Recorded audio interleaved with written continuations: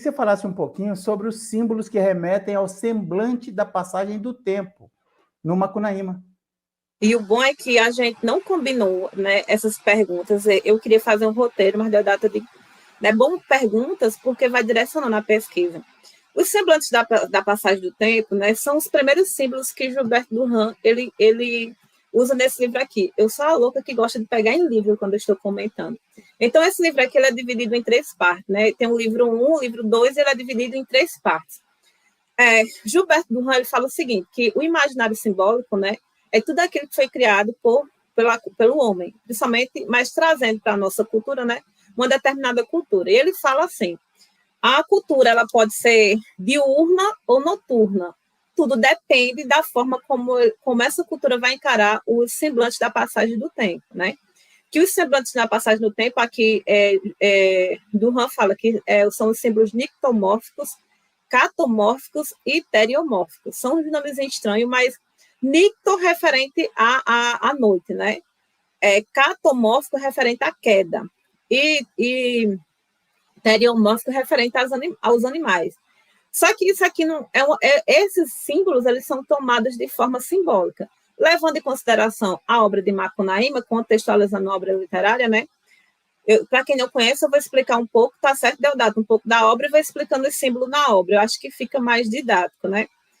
E talvez eu não vá falar de todos os símbolos, mas eu vou falar de um. Por exemplo, Macunaíma, né? A obra começa no Mato Virgem. Logo no início da obra fala no meio da Mata Virgem nasceu Macunaíma, era preto, retinto, filho do meio e da noite. Então, logo, se eu tiver errado alguma coisa, é porque faz tempo que eu peguei a pesquisa e, sinceramente, eu não sei se acontece com todo mundo, mas eu quero passar um tempo sem ler, sabe? Enfim, porque quando eu leio e vejo alguma coisa que não é legal, eu fico me cobrando. Então, eu dei um tempo. Então, vejam só, quando ele fala, né, era preto, retinto, filho do meio e da noite. Então, são termos assim que e, inclusive, quando Macunaíma nasce, a mãe dele diz, o nome dele vai ser Macunaíma, nome que começa com mata e macina. E logo no início da obra diz, quando Macunaíma nasceu, né, veio uma enchente e destruiu tudo no Mato Verde. Então, assim, são vários elementos que remetem ao nictomórfico, na noite. A água negra que vem, a água, porque na cultura, né, por exemplo, você vê um filme de terror, eu sempre dou exemplos com filme. Sempre que você vai ver lá no filme é o quê?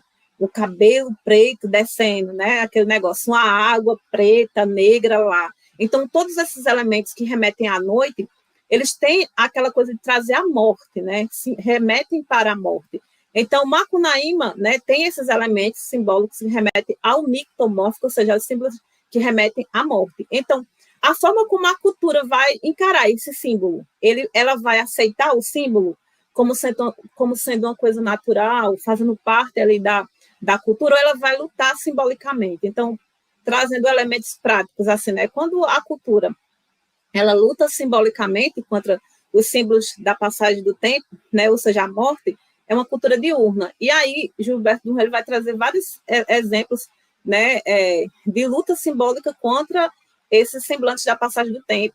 Aí tem vários outros símbolos, bem complexos assim de falar, mas, basicamente, os semblantes da passagem do tempo são esses símbolos que remetem a essas imagens, né, que trazem a ideia de morte. Por exemplo, outro símbolo que eu acho perfeito assim para trazer é da cultura própria a cultura americana, né, dos índios de lá, dos indígenas de lá. Eles têm muita imagem do búfalo, né, e Gilberto Durand, ele traz esse exemplo perfeito, que tem um ritual lá indígena em que eles vão lutar, né, para pegar o búfalo, e o búfalo corre demais. Correndo, eles não conseguem matar o búfalo. Então, a corrida do búfalo, que eles não conseguem pegar, simboliza a questão de eles não vão ter alimento para comer, não vão ter a pele do animal para se vestir, se proteger do frio. Então, esse animal teriomórfico, né, que remete ao animal, que corre, se remete à passagem do tempo, que não volta. Outro exemplo também, que, como eu já falei, né, deu exemplo do nictomórfico, do teriomórfico e do catomórfico, que é justamente o nascimento, né? Gilberto Durand fala que o símbolo por excelência que mostra a passagem do tempo e a morte é justamente o nascimento, porque quando você nasce, né, já é uma queda. E até no filme, né, é interessante que a forma como o Grande Otelo ele cai, aquela coisa, né? Ou seja, cai na existência, que é uma bênção, né? A existência, mas a existência é sofrimento. A partir do momento que você nasce, você já está galopando para a morte, né? Então, esses são os semblantes da passagem do tempo. E a forma como a cultura encara esse semblante diz basicamente o que ela é, a estrutura dela, né? A escolha dos arquétipos, a escolha dos cultos, a escolha cultural, ou seja, as pessoas não levam a sério o imaginário, mas o imaginário é tudo.